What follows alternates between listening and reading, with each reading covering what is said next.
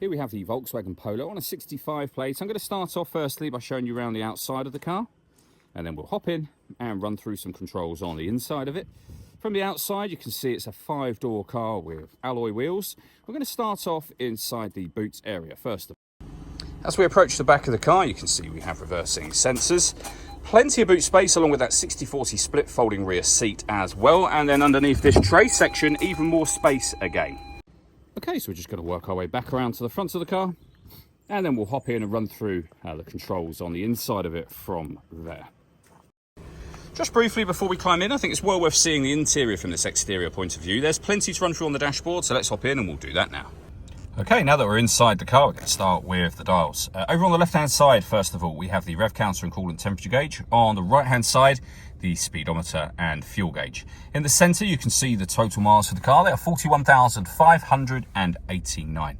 Above that, we have a digital readout for the speedometer. You can change that information. We're on the driving data menu at the moment, but there are other menus available. So audio, your telephone, vehicle status, and driving data, all of which are accessed with the buttons over here.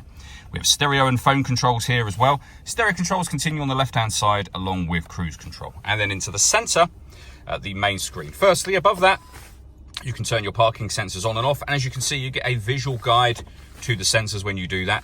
We have a heated rear screen. We have your hazard warning lights, of course. And this button turns off the stop and start. This car is designed to cut out when it's stationary in traffic, which in turn will save you fuel. That system is off when that light shows. Below that, we are on the menu at the moment. You can access the menu with this dial or via the touchscreen. Or a third method would be to use the physical buttons down the right and left-hand side. So, for example, with your radio, we're now in the radio menu where you can see we've got DAB, FM and AM radio available. If you're listening to your own music, you can do so under the media heading. And again, there's plenty of ways to listen to your own music, and they include Bluetooth audio.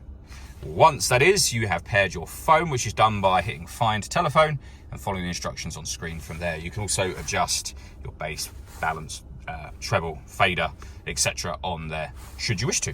Below that, we've got our air conditioning. You can adjust the temperature, fan speed, and direction the air is being distributed in. When you're happy with those settings, your air conditioning is on at the minute, so that's off, back on. You can recirculate the air that's already in the car should you wish to. That's a great way of heating it up or cooling it down quickly depending on the temperature you set just here. Underneath that, we have 2 cup holders, a 12-volt charging socket, auxiliary input and USB input, and a 5-speed manual gearbox.